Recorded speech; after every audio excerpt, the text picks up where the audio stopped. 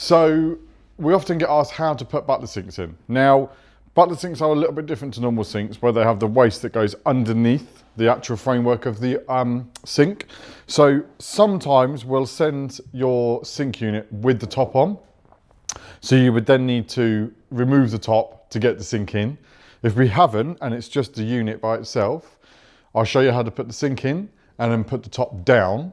And then once you've got that, you can do the same thing in reverse to get the top off. But it's really, really simple. So the one thing I noticed obviously is when you get them, the sink hole is already cut out if you're having a butler sink.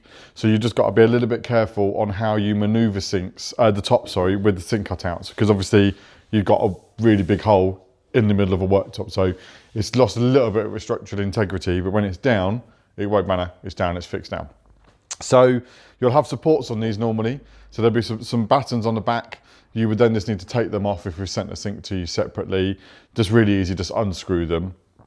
I would have normally written on them to remove and things like that. But then, first of all, obviously you would need to get someone to come and help you just lift up the top. So we'll grab mum in this instance. So what you do is just really carefully, if it's a long top, you need to get maybe 2 people. If it's a short top, you can just do it with 1. So you can just lift it up from the middle here.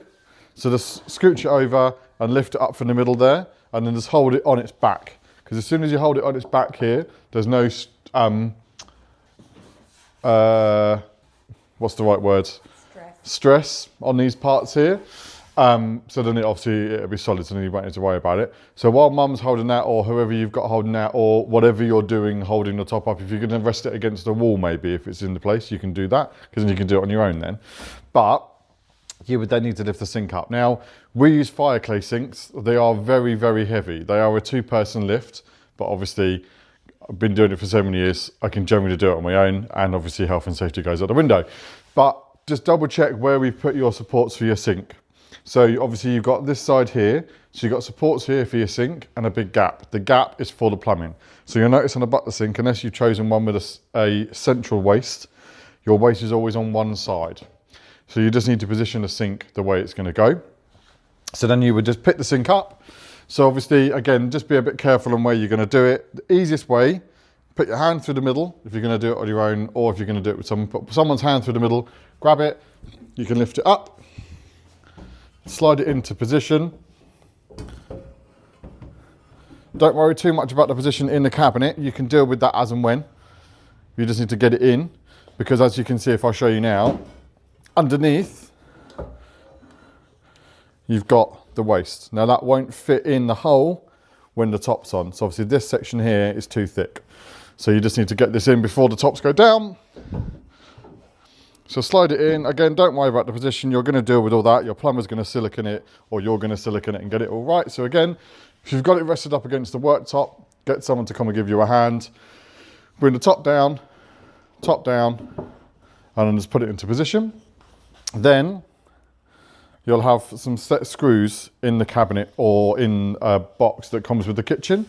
You'll have the short screws and you'll have the long screws. The long screws go straight through the framework into the worktop. The small screws, there's one of them, go through this metal bracket into the worktop at the back.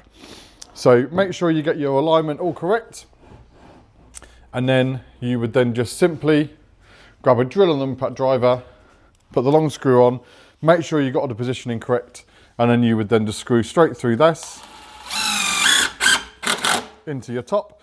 They're self-tapping screws, so they've got little blades here, so they will go nicely into here for you and not be seen.